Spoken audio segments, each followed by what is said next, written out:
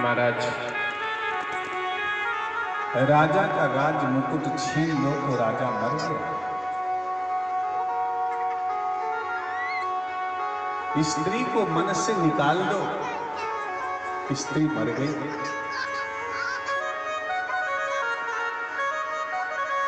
ब्राह्मण को घर से निकाल दो, धक्का मार दो, ब्रह्म तेज छीन लो, ब्राह्मण मर गया। अर्जुन को बात समझ में आ गई, झटपट तलवार निकाली, वो जो सिर में ब्रह्म तेज था उसके निकाल लिया ब्रह्म तेज, धक्का मार के शिविर के बाहर।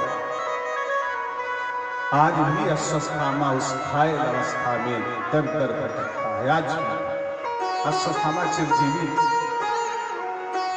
इस प्रकार से सभी प्रतिज्ञाएं पूरी हो गई हैं। भगवान श्री कृष्ण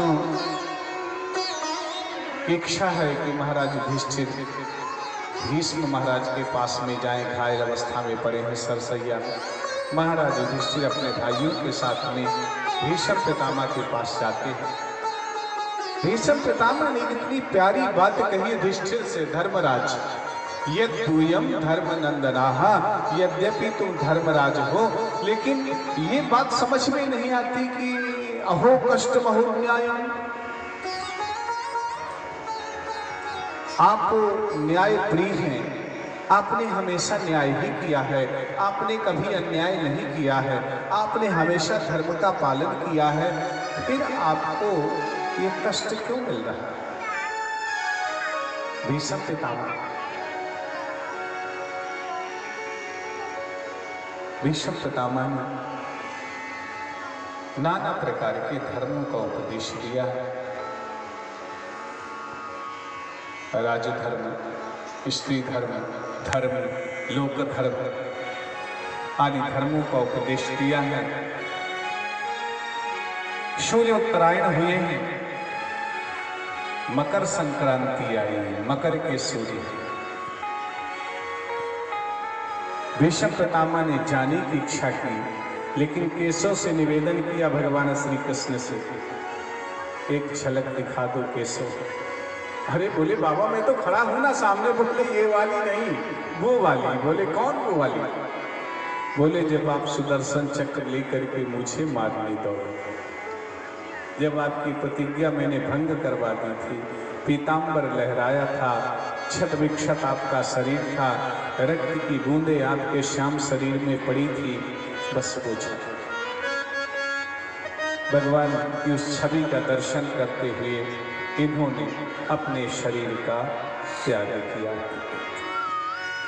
भगवान श्री कृष्ण द्वारिका जाने के लिए तैयार है। ठीक उसी समय ब्रह्मास्त्र के तेज से उत्तरा का गर्भ जलने लगा। एकमात्र शेष, केवल एकमात्र इकलौता, वो भी उदर में थे, अभिमन्यु का पुत्र गर्भस्थ। उस पर भी ब्रह्मास्त्र का प्रयोग कर दिया अश्वत्थामा ने।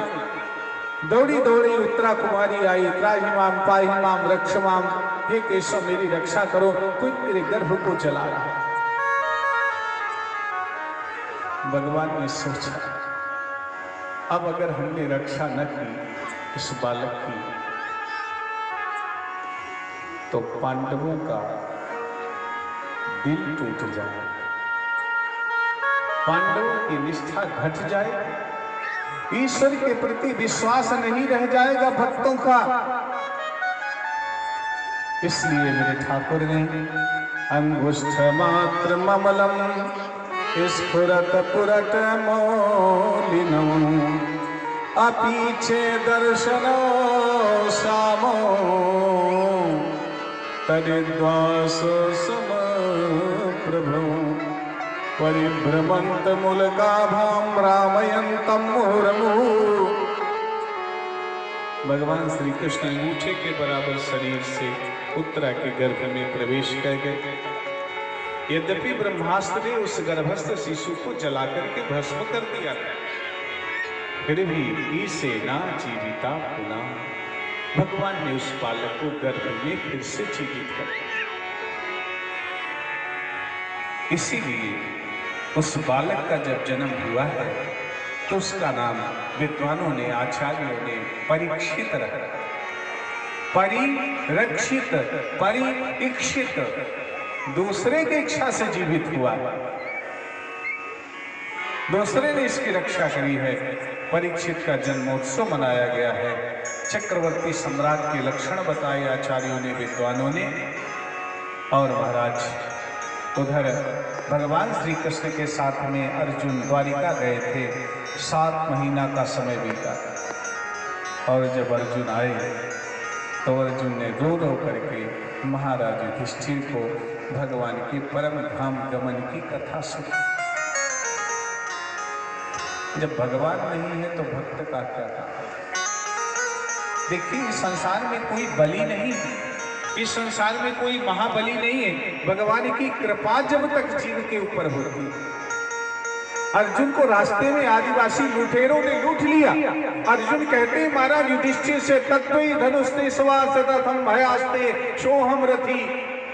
अरे वही गांडीव धनुष है मेरा, वही रथ था मेरा, वही मैं धनुर्धर गांडीवधारी अर्जुन था, लेकिन भीलों ने लूट लिया महाराज। आज मुझे पता चल गया है कि केशव के न रहने पर मैं सब हो गया। जब केशव है तब सब कुछ है, और जब के हट गया तो केवल सब है। जा पर कृपा राम के होई, ता पर कृपा करे सब कोई। जा पर कृपा राम के होई, ता पर कृपा करे सब कोई।